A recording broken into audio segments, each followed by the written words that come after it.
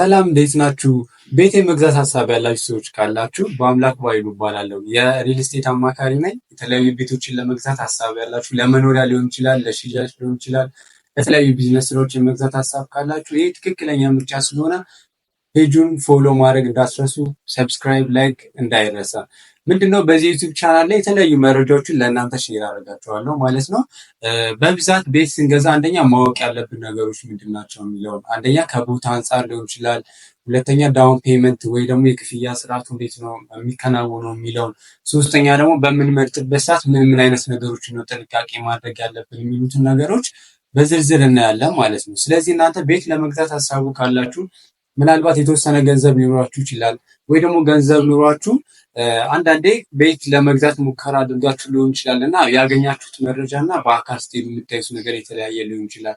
እንደዚህ አይነት የተያዙ ችግሮች ካሉ ከኔ ጋር እነሱን ነገሮች እናያለን ማለት ነው። ምን አይነት ጥንቃቄ ወስዳችሁ መግዛት እንደሚችሉ ብቻ እናንተ ዋናው ቤት የመግዛት ሀሳብ ይኖራችሁ እንጂ ወይ ደግሞ ቢዝነስ በቤት በእንደዚህ አይነት ዙሪያ ላይ ለመስራት ሀሳብ ይኖራችሁ እንጂ እኔ ሌላውን መረጃ ሼር አደርጋችኋለሁ ማለት ነው።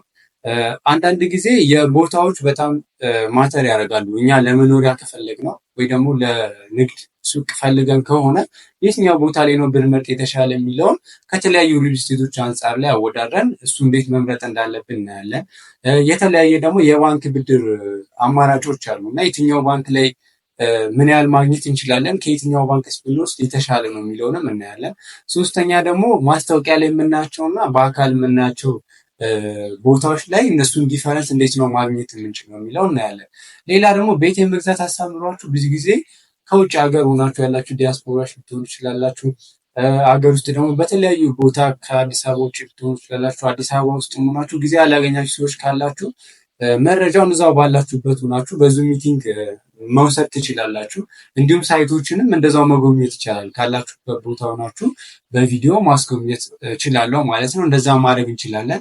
ከዛ በተያያዘ ግን ምን አይነት ጥንቃቄዎችን ነው መግዛት ማድረግ ያለብን ከህግ አንጻር፣ ከዋጋ አንጻር፣ ቤቶች ከሚሰሩበት ማቴሪያል አንጻር የሚለውን እናያለን ማለት ነው። ስለዚህ ቤት የመግዛት ሀሳቡ ብቻ ካላችሁ እናንተ ይህንን የዩቲዩብ ቻናል ተከታተሉ። ቴሌግራምንም ፎሎ፣ ላይክ ማድረግ እንዳትረሱ። በቀን እንደዚህ አይነት መረጃዎችን እለቅላችኋለሁ ማለት ነው። አመሰግናለሁ።